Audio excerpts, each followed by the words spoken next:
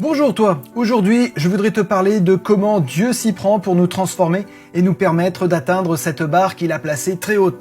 Comme Paul avait une écharpe dans la chair et dont il demanda à Jésus par 3 fois de lui enlever et a eu comme réponse « Ma grâce te suffit » afin de ne pas s'enorgueillir, Dieu nous permet des épreuves afin que sa puissance s'accomplisse dans nos faiblesses pour transformer notre vie à l'image de Christ, chose impossible face à l'orgueil. Paul avait compris qu'il serait en danger si Jésus avait répondu favorablement à sa prière.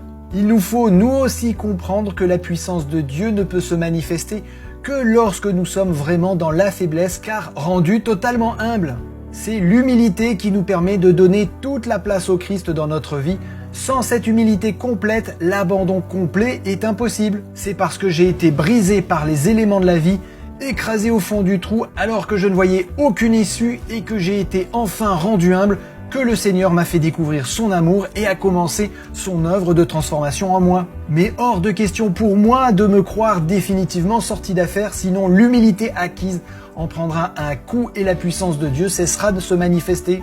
Et si je ne me sens pas à la hauteur de ce que le Seigneur attend de moi aujourd'hui, c'est une bonne nouvelle car il va me répondre « Je vais enfin pouvoir faire quelque chose de toi finalement ». C'est souvent, je dirais même presque toujours, lorsque nous sommes au plus bas qu'il va pouvoir agir. Car tant que nous n'avons pas atteint le fond du trou, notre orgueil nous empêche d'être humbles et de permettre au Saint-Esprit de se manifester dans toute sa puissance. Quand enfin nous nous abandonnons à lui, comprenant que nous ne pouvons plus rien faire, c'est là que sa puissance se manifeste et la gloire lui est rendue. Car s'il avait agi avant, mon manque d'humilité ne lui aurait pas permis de manifester sa puissance et j'aurais attiré la gloire à moi au lieu de la lui rendre.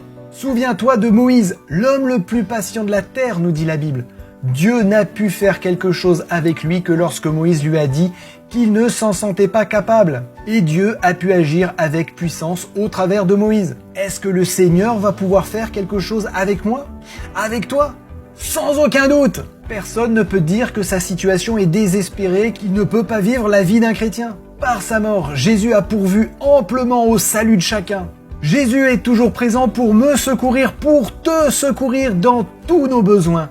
Simplement, faisons appel à lui et il a promis d'entendre nos requêtes et d'y répondre. Abandonnons-nous à lui entièrement pour que sa puissance se manifeste dans notre vie par le Saint-Esprit afin qu'il nous fasse parvenir à la stature parfaite de Christ. Que ma foi, que ta foi puisse être vivante. Les ténèbres et les épreuves présentes sur notre chemin ne doivent pas nous décourager ni nous conduire au désespoir. Car c'est en réalité le voile dont Dieu couvre sa gloire lorsqu'il s'approche de nous pour nous accorder ses plus riches bénédictions. Que le Seigneur agisse puissamment dans ta vie, que son Esprit Saint œuvre en toi pour te transformer à l'image de Christ et que cette autre marque, celle de Dieu, son sceau, sa signature soit la preuve que tu lui appartiens car il a changé tous les aspects de ta vie pour que tu sois une lumière pour sa gloire.